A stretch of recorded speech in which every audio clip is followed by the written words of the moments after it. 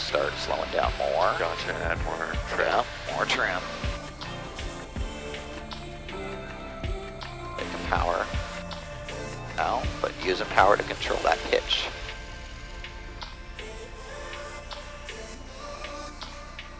There you go. That, your no yoke landing. Gotcha.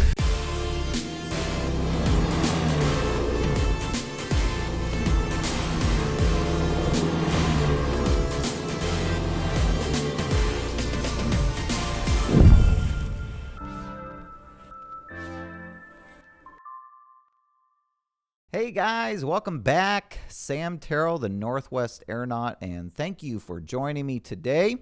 You know, today we're talking about something I've been meaning to talk about more, and I've actually done a video on this before, but it wasn't as involved as we're going to get today. I'll put the link up to that video here. That was mostly just kind of flying the traffic pattern and kind of focused on easy ways to approach landings and flying the pattern. But we're going to really expand on this today, and it's especially going to be valuable for you instrument pilots out there or you instrument students out there. We're going to be jumping in the cockpit today with me and my student Wyatt. Wyatt's a great pilot. He finished up his private earlier this year. We've been working on his instrument rating, and he's basically in the check ride prep phase of his instrument training. So we're getting towards the end. And as with all pilots, we struggle. The transition from the visual world into the instrument world. It's a big adjustment. We have to learn to trust our instruments and to learn how to interpret the instruments to understand what the airplane's doing and kind of relate what the instruments look like for a given visual sight picture, if that makes sense. So, we're so used to looking out the window and seeing a certain angle to a runway, for an approach to a runway. We need to kind of learn, okay, this is what it looks like when I fly visually to the runway. Here's what it looks like on the instruments when I'm flying this way. And it's about kind of learning to correlate those things to be able to essentially interpret the instruments and the information they're giving you the same way your brain interprets the information it sees when you're looking out the window. All right, so one of the biggest challenges for all pilots, and again, especially when we get into the instrument realm, is over-controlling the airplane and fighting the airplane along the way. We want to always be making sure that we are making the airplane do the work for us, setting it up to do what we want, and then allowing the airplane to do it and not fighting it from there. All right, now let's talk a little bit about airplane etiquette real quickly. When I take controls from another pilot, I never expect to have to, nor should I, just grab the yoke to prevent the plane from careening out of control. All right, on a perfectly smooth day where turbulence isn't an issue and I take controls, I shouldn't have to do anything except maybe put my feet on the rudder pedals to kind of hold the airplane stable. Here's another clip that some of you also might have seen from a previous video when I took my parents flying that also illustrates this same point. Hood River. All right, my controls. Okay, take him. Okay, yours? Yeah, my controls. controls. Let go. Okay. You're doing fine. I know, but... You're not even doing anything. That's how it should be. All right, so that's how we should be flying the plane. We should be setting it up so it's doing all the work for us, and then we need to allow it to do what we've asked it to do. And I'm going to show you a quick clip from one of Wyatt and my early flights where we haven't quite, he hasn't quite learned this etiquette yet, so we talk about it. Go ahead and take a look at this clip here. Okay. Let's see. Where's the hood? You got the hood there? Yeah. Gonna put it on. My controls. Your controls. My controls. Look at. You're not trimmed. Look at. They're not trimmed. I told you we don't hand off airplanes that aren't trimmed to people. There we go. Should be trimmed now. Okay. Your controls. My controls. Okay. Good. Yep. Your controls. My controls. Your controls. And I didn't have to touch them. That's how it should be. Yeah. On a day like today, when there's no turbulence, perfectly smooth, I shouldn't have to grab anything to prevent the plane from doing what it's already doing. Yeah. Or to keep the plane doing what it's already doing. All right, so you saw there that he tried to hand me an airplane that was not trimmed, and this is an issue for a couple big reasons. First of all, it's extremely rude, okay? In my opinion, it's extremely rude and inconsiderate to hand an untrimmed airplane off to another pilot, let alone it can potentially be very dangerous, all right? So that's number one. Number two is you shouldn't be flying like that to begin with. The airplane is constantly fighting to want to go down, and he's having to use his muscles to actually hold it up. It's a lot of work. And then when you need to use your hands for things like tuning radios or briefing an approach plate or things like that, you can't do it. The airplane's going to dive right down at the ground. And if you're in IMC when that happens, well, you might not realize it's happening until it's either too late or until a big deviation has already occurred. So we want to always make sure we're trimmed and we're making the airplane do the work for us. Now, the majority of the video that you're going to see today is from an exercise flight that Wyatt and I did, where we are emphasizing this idea that we should be able to fly hands off at most all times, all right? So we went out with the specific goal of trying to conduct this full cross-country flight without touching the yoke, all right? We are going to be controlling pitch and altitude with power and trim, and we're going to be controlling our roll and our heading with rudder. Now, to be clear, I am not advocating that you guys go around and fly around with your hands off the controls all the time, okay?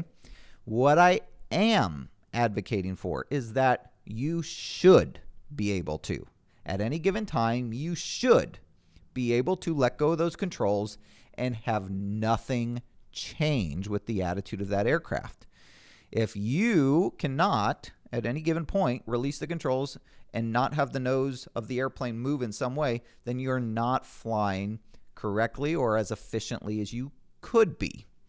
Now, again, this is ideal in an ideal circumstance where we have perfectly calm conditions. You're not in the clouds. You're not in turbulence. Obviously, those conditions require a little more babysitting, but babysitting is kind of the key word there. We should only have to babysit the plane, even in the most extreme of conditions. If we have the airplane trimmed correctly, we should be able to simply just babysit it using the yoke to stabilize the aircraft rather than fix deviations. Most aircraft, especially these training aircraft, have so much stability built into them that even in, moderate turbulence, the airplane will more or less stay where it's supposed to if you just allow it to. Okay, the babysitting comes in, if you hit updrafts, downdrafts, and you start kind of going up and down too much, that's where the babysitting comes in on the yoke to make sure that you're not losing or gaining too much altitude. But other than that, our aircraft are extremely stable, and we can use that to our advantage if we know how. All right, so we're going to be jumping into this flight. And first of all, you're going to see that Wyatt has learned his lesson as far as the airplane etiquette. When he goes to put his hood back on, you will see the airplane is beautifully trimmed, and he did a great job before handing the airplane off to me.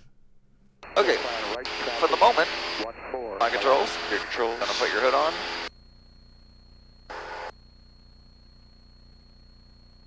Okay, good. Now, nice job with the trim. So if you notice, or if you haven't noticed, since the moment I took controls from you, I haven't touched the yoke. Yeah. I've used my feet to keep the wings level and going straight. And because you were trimmed properly, I was able to. Yeah. So now when I hand you back controls, what should you not do? Touch the yoke. Exactly. Ready? Your controls. My controls. Your controls. So the thing to remember with this exercise, and kind of one of the big takeaways, is that the yoke is largely used to just stabilize the aircraft. That's what we can use it for.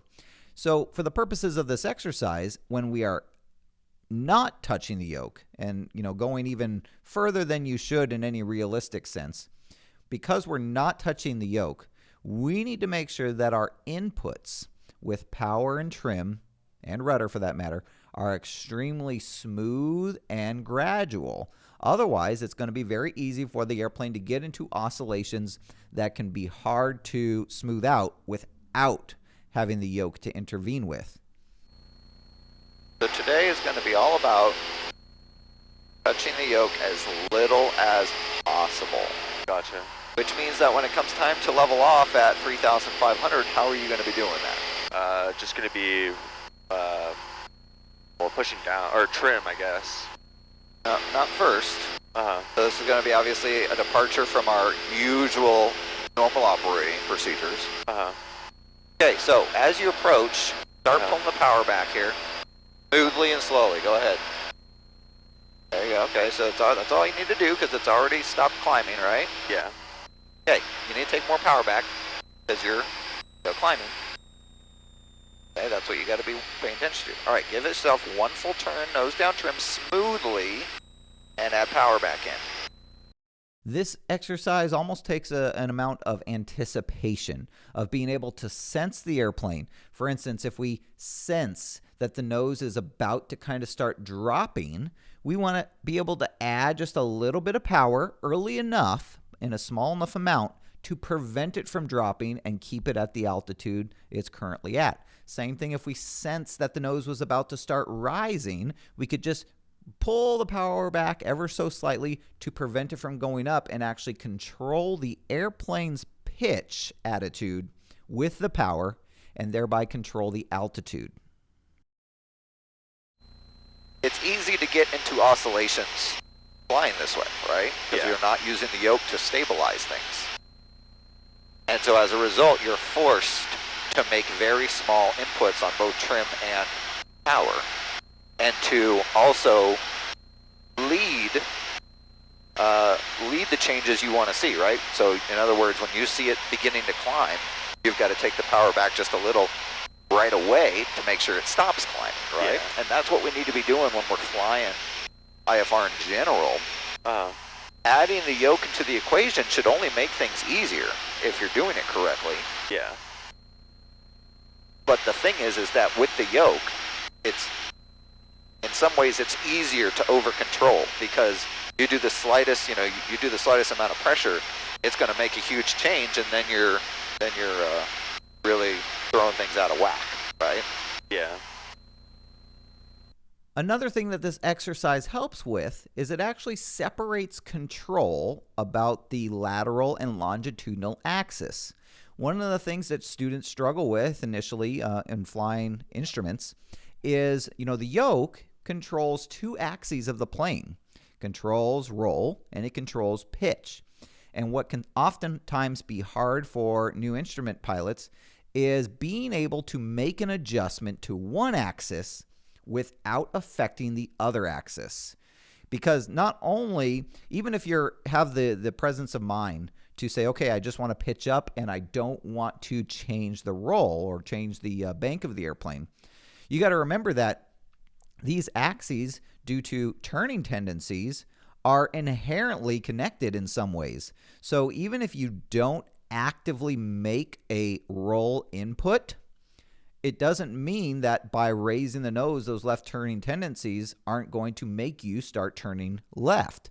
So it's not only about being conscious and aware of not putting in inputs that we don't want, but sometimes you actually have to put in counter inputs in order to keep one axis completely stationary while the other one moves. So with this exercise, we have separated the two axes. We have power and trim, which is only going to control or affect the lateral axis, the pitch of the aircraft about the lateral axis. And then we have the rudder, which, yes, it moves the airplane along the longitudinal axis as well, but we're going to be using it for roll control in this case as well about the longitudinal axis. All right, so we are going to separate the controls for each axis. We still will need to contend with those turning tendencies and make sure that we don't get any undesired effects from one input to the other. But that is another great application or a great takeaway from this exercise. And you're doing a great job holding course right now, right? Because can you imagine if you were trying to use the yoke to make these corrections with altitude? Yeah. You'd be all over the place with course because you have yet to figure out, and you know, this is another skill that we can work on later, but you have yet to figure out how to move the yoke in one direction without affecting the other axis. Yeah. Okay? In this case, the two controls are separate, so one doesn't affect the other nearly as much.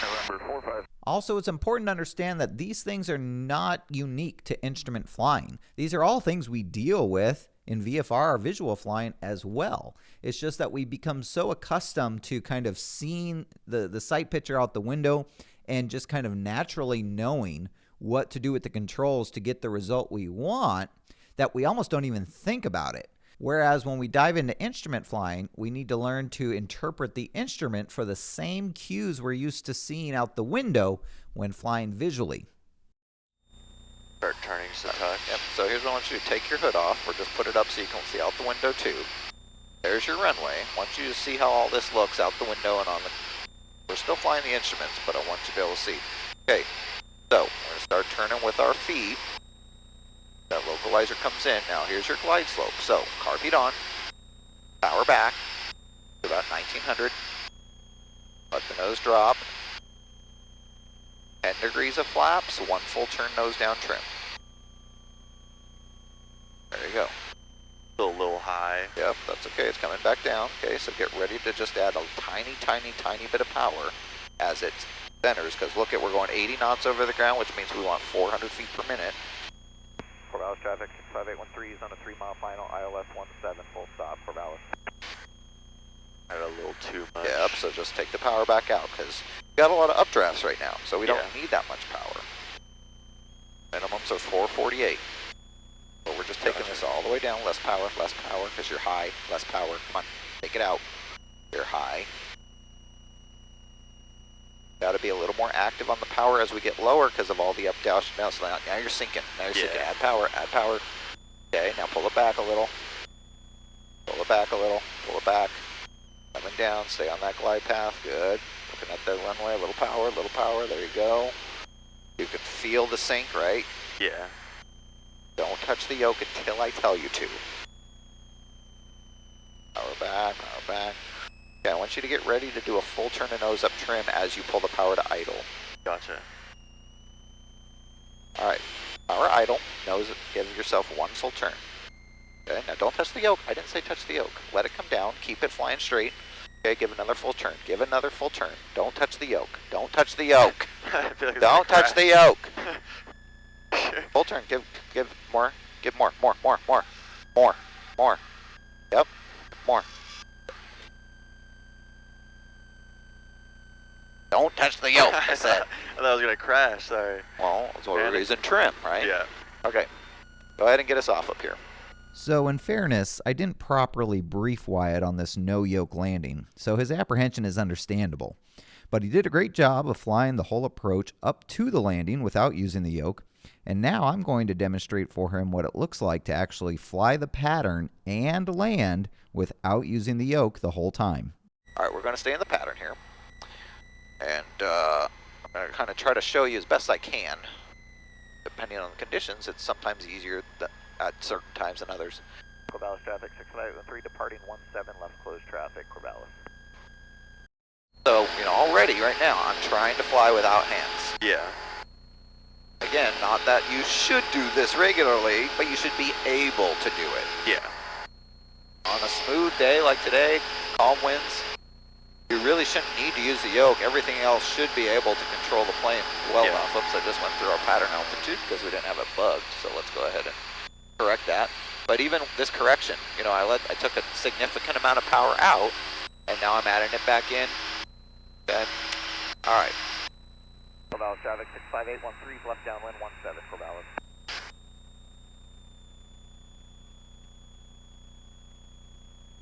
it should be 1300 here. 1300. Okay, gas is on both. Undercarriage is fixed. Mixture's rich. Props and pumps we don't have. Switches are on. Seatbelts are on. 1300. This trim setting's keeping me at 90. That's fine. If I want to slow down to 80, which I do, here's how I'm going to do it. I'm going to take power back a little.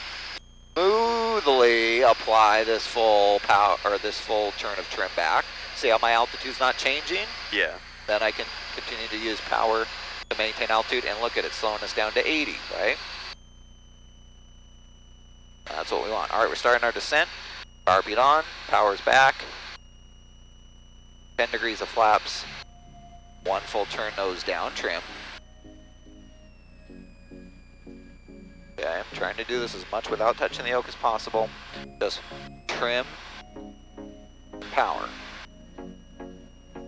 Gonna go ahead and do 20 degree, well actually no, I'm gonna keep 10 degrees of flaps, because remember, like I was saying before, we want to be able to get that nose up, and flaps make you have a lower angle of attack. Well, we want to be able to keep that nose up as we come in. Full Dallas traffic, 65813, final 17, full stop, full Dallas.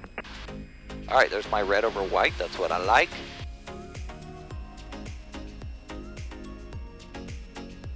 So, I'm slowly adjusting my pitch and power settings with trim and the power to control the airspeed that I'm flying at.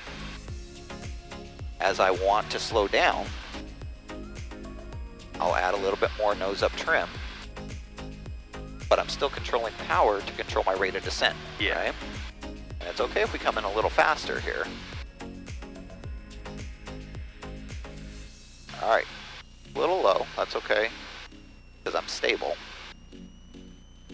I don't want to make big power adjustments, otherwise it'll make me get unstable.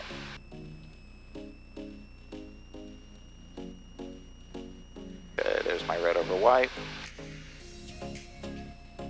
This is how, ideally, we fly an instrument approach all the way in. Okay, I'm going to start slowing down more. Gotcha, add more trim. Yeah, more trim. Taking power out, but using power to control that pitch.